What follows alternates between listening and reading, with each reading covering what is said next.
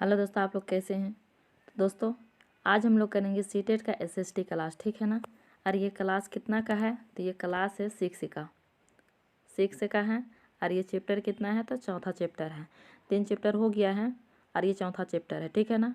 तो चलिए शुरू करते हैं और पूरा शुरुआत से शुरू कर रहे हैं। जब ये पूरा टॉपिक ख़त्म हो जाएगा उसका बाद फिर हम लोग क्या करेंगे, MCQs करेंगे। मतलब पूरा टॉपिक ख़त्म नहीं, मतलब जितना भी 8 क्लास तक का NCERT है पूरा ख़त्म करने के बाद हम लोग फिर प्रीवियस ईयर का क्वेश्चन शुरू कर देंगे। तो चलिए शुरू करते हैं, ठीक है ना। आज का चैप्टर क्या है, तो क्या बताती है हमें किताबें और कब्रें। क्या है, क्या बताते हैं हमें किताबें और कब्रें। तो चलिए पढ़ते हैं। पुस्तकालय में मेरी, इस बच्ची का नाम क्या है, मेरी है। जैसे ही घंटी बजी, क्या हुआ, जैसे ही घंटी बजी तो शिक्षक ने छात्रों को अपने साथ आने को कहा। शिक्षक ने क्या कहा, बच्चों को अपने साथ आने को कहा। और आज वे पहली बार पुस्तकालय जा रहे थे, मतलब आज बच्ची ने पहली बार पुस्तकालय जा रहे थे।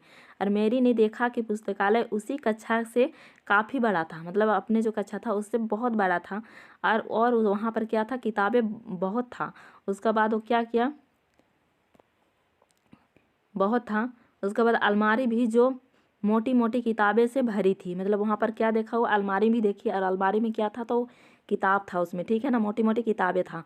और मेरी को एक अलमारी खोलने की कोशिश करते देख शिक्षक ने कहा, मतलब मेरी क्या करने लगी, एक अलमारी को खोलने की कोशिश करने लगी। और वो कोशिश करने लगी, उसके बाद शिक्षक ने जब देखे तो उसने उससे अलमारी के अलग अलग धर्मों से जुड़ी हुई महत्वपूर्ण किताबें हैं। मतलब वो अलमारी से, जो शिक्षक ने कहा कि वो अलमारी में अलग अलग धर्मों से जुड़ी हुई किताबें हैं। और क्या तुम्हें मालूम है कि हमारे पास देवों का, वेदों का भी एक संग्रह है। तो मेरी सोचने लगी, वेद क्या है, क्या करने लगी, वेद क्या है, ये मेरी जो ये बच्ची के नाम है वो सोचने लगी, ठीक है ना। तो चलिए अब हम लोग इम्पोर्टेंट की तरफ चलते हैं। दुनिया के प्राचीनतम ग्रंथों में एक है। शायद तुमने वेदों के बारे में सुना होगा। वेद कितना है दोस्तों, तो वेद कितना है, तो ये 4 वेद है, ठीक है ना। तो कौन कौन सा है, तो ये है ऋग्वेद, सामवेद, यजुर्वेद और अथर्ववेद है। सबसे पुराना वेद है ऋग्वेद, जिसकी रचना लगभग 3500 साल पहले हुई। कितना साल पहले हुई, तो 3500 साल पहले हुई। सबसे पुराना कौन सा वेद है, तो ये है ऋग्वेद। कौन सा वेद है दोस्तों, तो ऋग्वेद है। ये 3500 साल पहले ऋग्वेद में 1000 से ज़्यादा प्रार्थनाएँ हैं जिन्हें सूक्त कहा गया है। कितना प्रार्थनाएँ हैं, तो ये 1000 से ज़्यादा है। और जिन्हें क्या कहा गया है, तो उसे सूक्त कहा गया है। और सूक्त का मतलब क्या होता है, तो अच्छी तरह से बोला गया, मतलब अच्छी तरह से क्या हो, बोला गया हो। और विभिन्न देवी देवताओं की अस्थि में रचे गए। इनमें से 3 देवता बहुत महत्वपूर्ण है। 3 देवता कौन कौन सा बहुत महत्वपूर्ण है दोस्तों, तो ये है अग्नि और इंद्र और सोम है। कौन कौन सा है, तो अग्नि, इंद्र और सोम है। तो अग्नि का देवता इंद्र का युद्ध होता है। अग्नि का देवता क्या होगा, इंद्र का युद्ध है और देवता है। और सोम का एक पौधा है, क्या है, अग्नि का जो आग के देवता है, और इंद्र है युद्ध का देवता, और सोम है एक पौधा। क्या है, सोम एक पौधा है जिससे एक खास पेय बनाया जाता है। क्या बनाया जाता है, तो एक खास पेय बनाया जाता है। और वैदिक प्रार्थनाओं की रचना ऋषियों ने की थी। किसने की थी वैदिक प्रार्थनाओं की रचना, तो ऋषियों ने की थी, ठीक है। और आचार्य विद्यार्थियों को इन्हें अक्षरों, शब्दों और वाक्यों में बांट कर क्या किए थे, शब्दों में बांट करके सस्वर पठन द्वारा कंठस्थ करवाते थे। अधिकांश सूक्तों के रचयिता सीखने और सिखाने वाले पुरुष थे। क्या थे, सीखने और सिखाने वाले पुरुष थे। और कुछ प्रार्थनाओं को की रचना महिलाओं ने भी की थी, मतलब कुछ प्रार्थनाओं की रचना महिलाओं ने भी की थी। ऋग्वेद की भाषा प्राकृतिक और संस्कृत या वैदिक संस्कृत कहलाती है। तुम स्कूल में जो संस्कृत पढ़ती हो उससे क्या था, वो अलग है, थोड़ी सी भिन्न है। नेक्स्ट है संस्कृत और अन्य भाषाएं। संस्कृत भाषा भारतीय, मतलब भारत यूरोपीय भाषा परिवार का क्या है, हिस्सा है। और भारत की कई भाषाएं असमिया, गुजराती, हिंदी, कश्मीरी और सिंधी एशियाई भाषाएं जैसे फारसी तथा यूरोप की बहुत सी भाषाएं जैसे अंग्रेजी, फ्रांसीसी, जर्मनी, यूनानी और इतालवी, स्पेनिश आदि इसी परिवार से जुड़ी हुई है। कौन सा परिवार से जुड़ी हुई है? तो ये भारतीय यूरोपीय परिवार से, ठीक है ना। और एक भाषा परिवार इसीलिए कहा जाता है क्योंकि आरंभ में इनमें कई शब्द एक जैसे थे, मतलब कई भी शब्द थे तो ये एक जैसे थे। उदाहरण के लिए मात्र का मतलब हो गया संस्कृत भाषा ये, और माँ हिंदी भाषा हो गया, और मदर ये अंग्रेजी भाषा का है, ठीक है ना। फिर उपमहाद्वीप में दूसरे भाषा परिवारों की भी भाषाएं बोली जाती है। उदाहरण के लिए देखिए, पूर्वोत्तर प्रदेशों में तिब्बत बर्मा परिवार की भाषाएं बोली जाती है, और तमिल, तेलुगु और कन्नड़ और मलयालम ये क्या है, द्रविड़ भाषा परिवार की भाषाएं हैं। जबकि झारखंड और मध्य भारत के कई हिस्सों में बोली जाने वाली भाषाएं क्या हैं, तो एस्ट्रो और एशियाटिक परिवार से हैं। क्या है? एस्ट्रो और एशियाटिक परिवार से है। कहाँ वाले? तो ये झारखंड और मध्य भारत, ठीक है ना। इसको याद हमेशा रखेंगे, ठीक है। नेक्स्ट क्या है, हम जिन किताबों के पढ़ते हैं वे लिखी और छपी गई हैं। ऋग्वेद का उच्चारण किया जाता है, मतलब ऋग्वेद का क्या किया जाता है, उच्चारण किया जाता था और श्रवण किया जाता था, ना कि पढ़ा जाता था। क्या किया जाता था? उसको उच्चारण किया जाता था, श्रवण किया जाता था, लेकिन उसे पढ़ा नहीं जाता था, ठीक है ना पढ़ा जाता था। रचना के कई सदियों बाद क्या हुआ? रचना के कई सदियों बाद पहली बार लिखा गया। रचना के कई सदियों के बाद वो पहली बार लिखा गया, और छपने का काम तो मुश्किल से 200 साल पहले हुआ। कितना साल पहले हुआ? तो 200 साल पहले हुआ, ठीक है ना। नेक्स्ट है, इतिहासकार ऋग्वेद का अध्ययन कैसे करते थे? तो चलिए देखते हैं कैसे करते थे। इतिहासकार पुरातत्वविदुओं की तरह ही अतीत के बारे में जानकारी इकट्ठित करते थे, मतलब पुरातत्वविदुओं ने हर चीज़ को इकट्ठित करते थे, उसी तरह से इतिहासकार में भी उससे जानने की जानकारी को इकट्ठा करते थे। लेकिन भौतिक अवशेषों के अलावा वे लिखित स्रोत का भी उपयोग करते थे, मतलब भौतिक थे वो अवशेष थे, ये लिखित का भी क्या करते थे? लिखित का भी वो लोग उपयोग करते थे। ऋग्वेद का अध्ययन कैसे करते थे? तो ऋग्वेद के कुछ सूक्त वार्तालाप के रूप में है, और विश्वामित्र नामक ऋषि और देवियों के रूप में पूजित 2 नदियों। तो कौन कौन सा नदियों है दोस्तों? तो ये है ब्यास नदी और सतलज नदी, ठीक है ना, के बीच में संवाद एक ऐसे ही सूक्त का अंश है। नेक्स्ट क्या है दोस्तों? तो नेक्स्ट है, ऋग्वेद की पांडुलिपियां एक पन्ना है, जैसे कि आप देख रहे हैं, ठीक है ना। एक ये पन्ना है, कौन सा है? तो ये ऋग्वेद के पांडुलिपि का एक पन्ना है, और भूर्ज वृक्ष की एक छाल पर लिखी यह पांडुलिपि कश्मीर में पाई गई थी। कहाँ पाई गई थी? तो ये कश्मीर में पाई गई थी दोस्तों। कहाँ पाई गई थी? तो कश्मीर में पाई गई थी। लगभग कितने वर्ष पहले पाया गया था? तो ये पाया गया था 150 वर्ष पहले। ऋग्वेद को सबसे पहली बार छापने के लिए इसका उपयोग किया गया था। इसी पांडुलिपि को देखकर अंग्रेजी अनुवाद तैयार हुआ।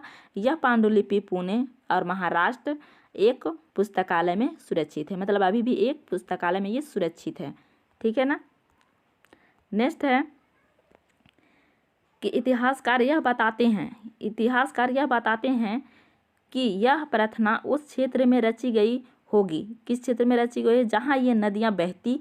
वे यही सुझाते हैं कि जिस समाज में ऋषि रहते थे वहाँ घोड़ों और गायों को बहुत महत्व दिया जाता था। इसीलिए नदियों की तुलना घोड़ों और गायों से की गई है। किससे की गई है? नदियों को तुलना, घोड़ों और गायों का नदियों से तुलना की गई है, ठीक है ना।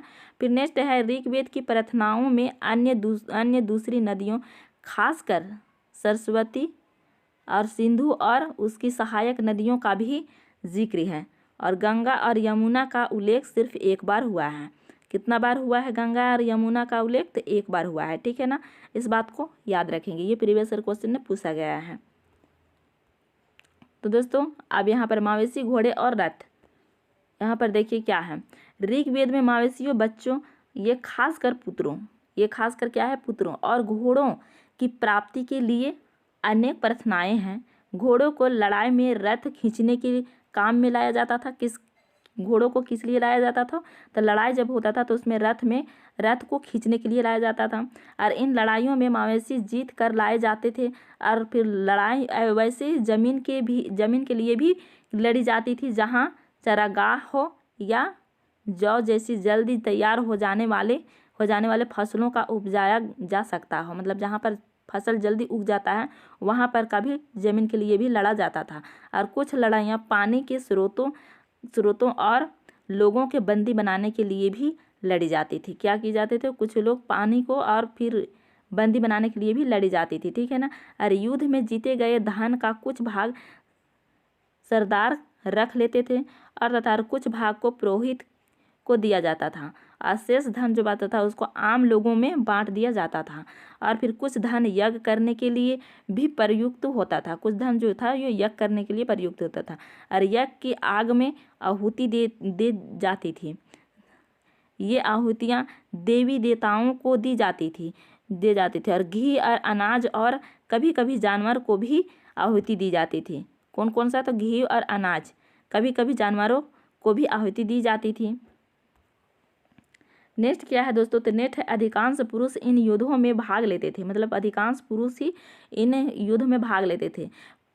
कोई अस्थाई सेना नहीं होती थी। मतलब कोई अस्थाई सेना नहीं होती थी, लेकिन लोग सभाओं में मिलते जुलते थे।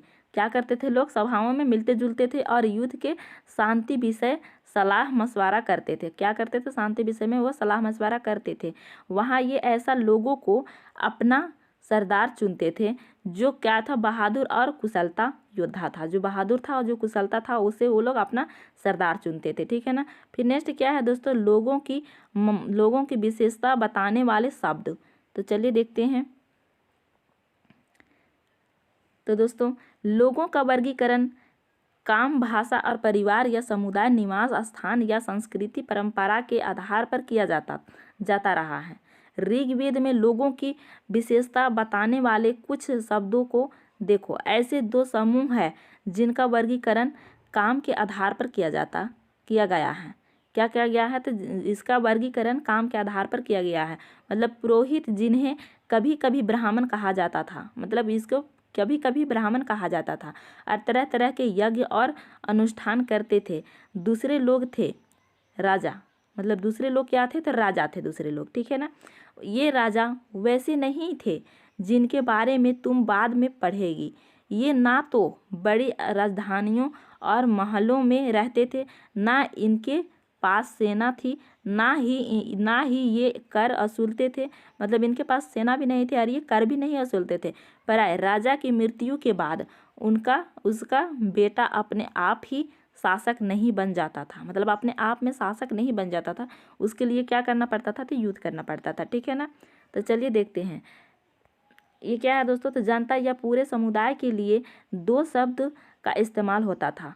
एक था जन, और जिसका प्रयोग हिंदी वे अन्य भाषाओं में आज भी होता है। वो दूसरा क्या था दोस्तों, तो ये विश्व, ये क्या था, तब विश्व था।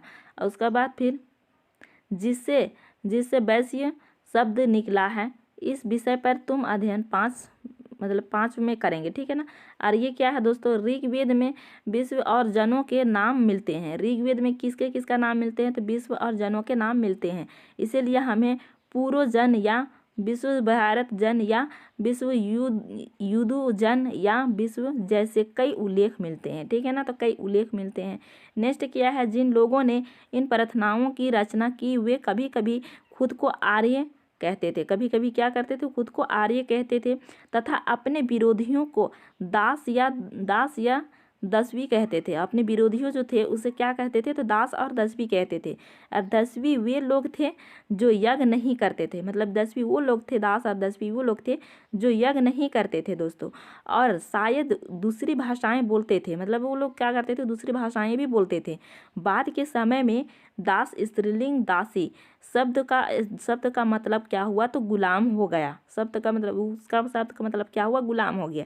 और दास वे स्त्री और पुरुष होते थे जिन्हें युद्ध में बंदी बनाया जाता था। क्या किया जाता था, बंदी बनाया जाता था। युद्ध जब होता था उसमें बंदी बनाया जाता था, उसे क्या करते थे, दास करते थे। और उन्हें उनके मालिक की क्या करता था, तो जायदाद माना जाता था।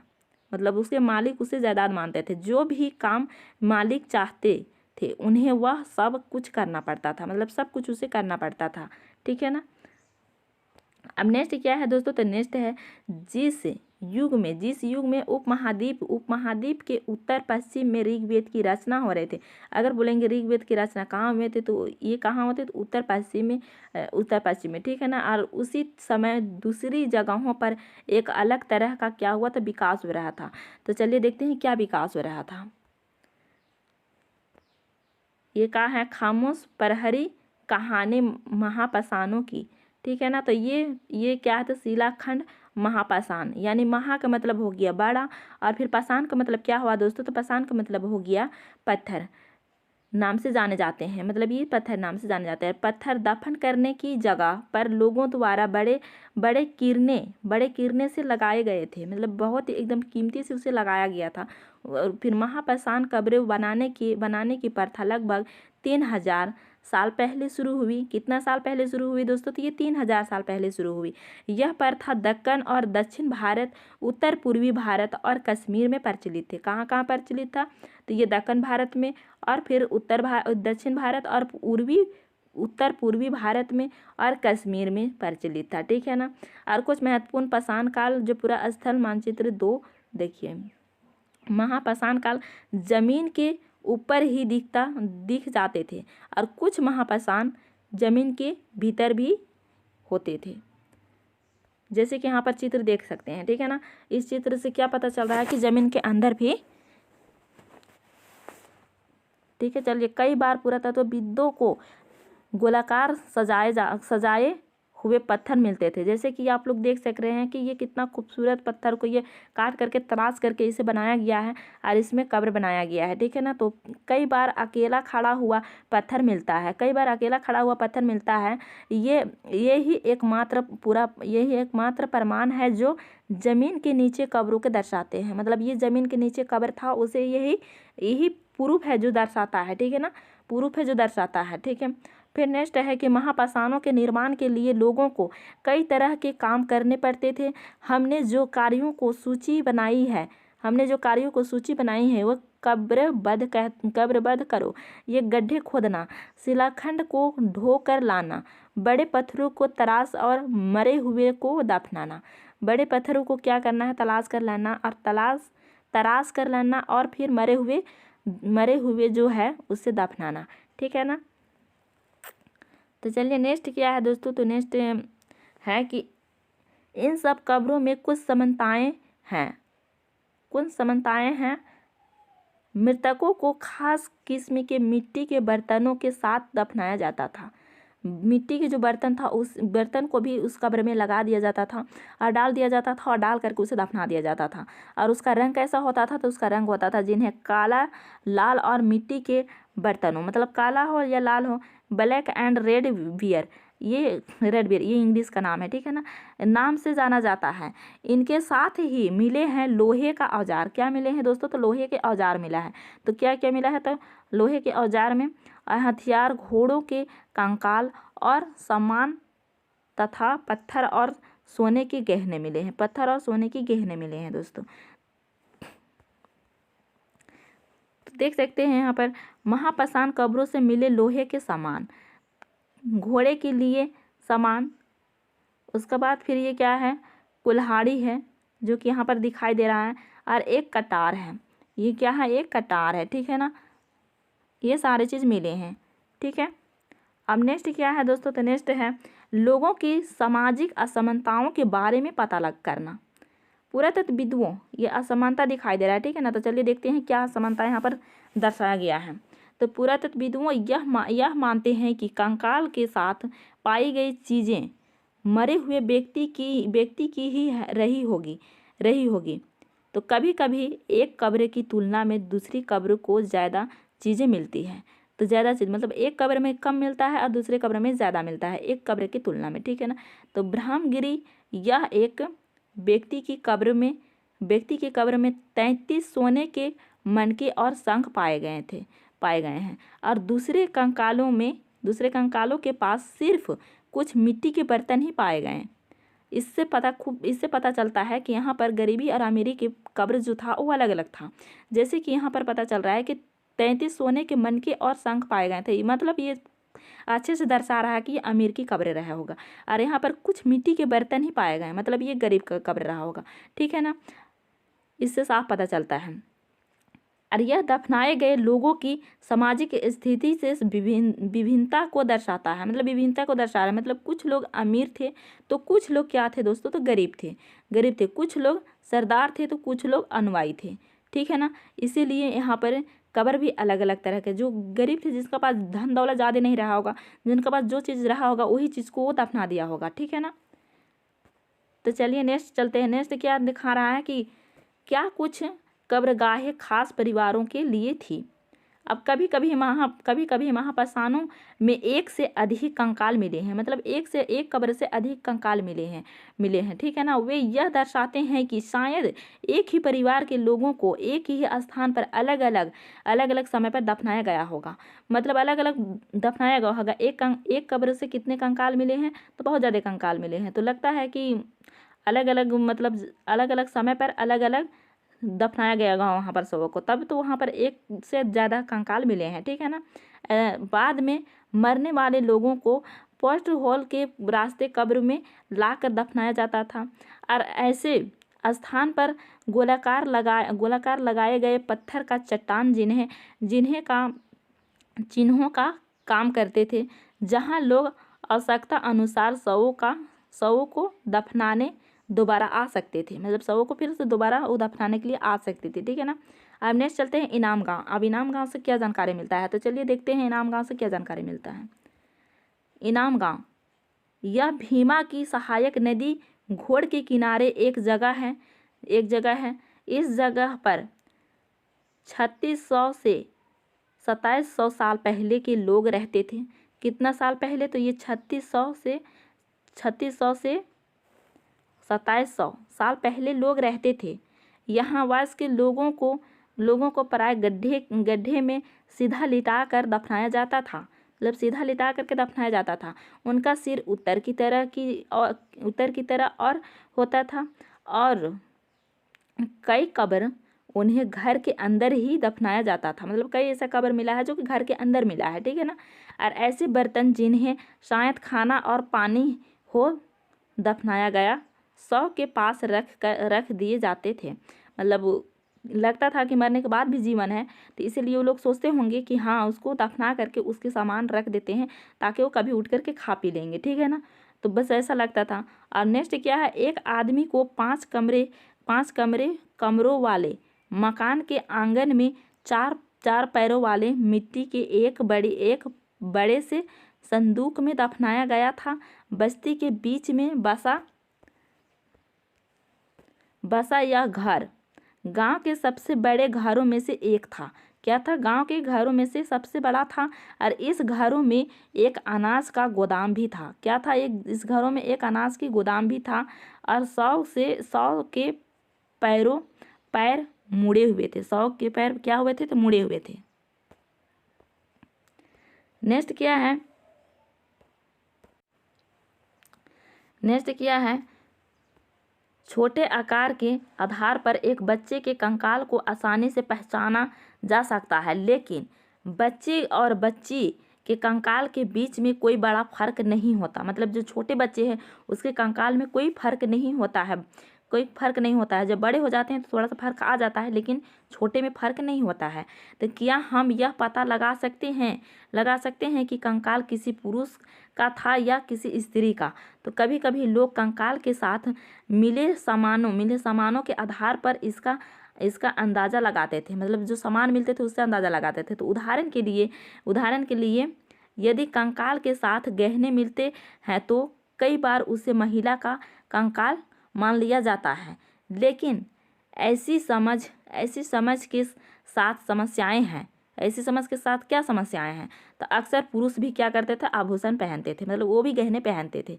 तो इससे कैसे पता लगाया जाएगा कि वो स्त्री का है या पुरुष का है? तो कंकाल का लिंग पहचानने का बेहतर तरीका उसकी हड्डियों की जांच है, मतलब उसकी हड्डियों की जो जांच है उससे पता किया जा सकता है। पर कैसे पता किया जा सकता है हड्डियों से? तो चलिए देखते हैं।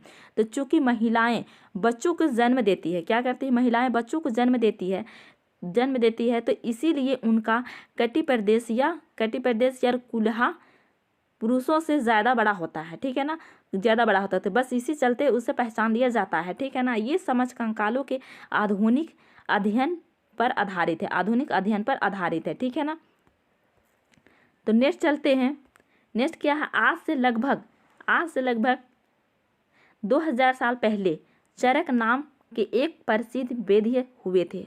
किस नाम से? ये चरक नाम से। कितना पहले? तो 2000 साल पहले, ठीक है ना। और उन्होंने चिकित्सा शास्त्र पर चरक संहिता नाम की एक क्या लिखी था, तो किताब लिखी थी, ठीक है ना। और वे कहते हैं कि मनुष्य के शरीर में कितने हड्डियां हैं? तो ये 360 हड्डियां होती है।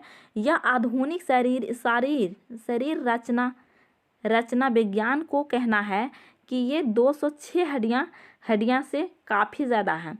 और संभवतः रचक ने अपनी गिनती में हो सकता है दांत का हड्डियों को भी गिनती कर लिया होगा, जोड़ और फिर कटिलेज को हड्डियों को भी जोड़ करके वो संख्या बताई होगी, ठीक है ना, तो बताई होगी। तभी उसका गिनती में कितना आया था, तो 360 आया था। कितना आया था?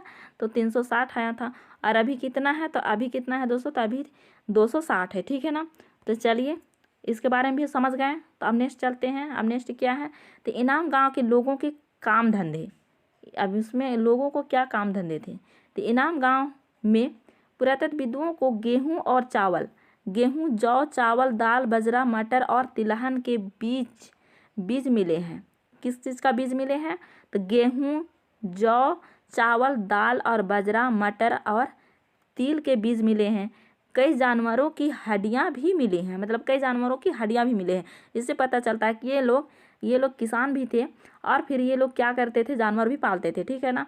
ये मिले हैं। फिर कई हड्डियों पर काटने की निशान से यह अंदाजा होता है कि लोग इन्हें खाते होंगे। क्या करते होंगे? तो लोग उन्हें खाते भी होंगे। किस चीज़ के? तो ये जानवरों को, ठीक है ना। और गाय, बैल, भैंस, बकरी, भेड़, कुत्ता और घोड़ा, गधा और सुअर, सांभर और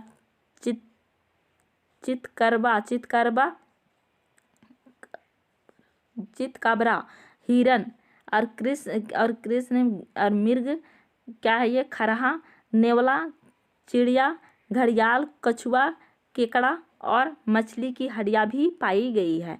इसका मतलब ये है कि ये सारी चीज़ों को लोग खाते थे, ठीक है ना।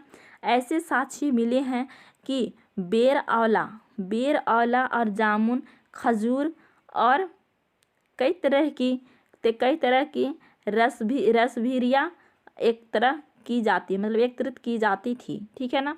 इन सब सारे चीज़ों से इनाम गाँव में काम धंधे चलता था, ठीक है। तो चलिए अब नेक्स्ट चलते हैं। नेक्स्ट क्या है दोस्तों? तो नेक्स्ट है अन्यत्र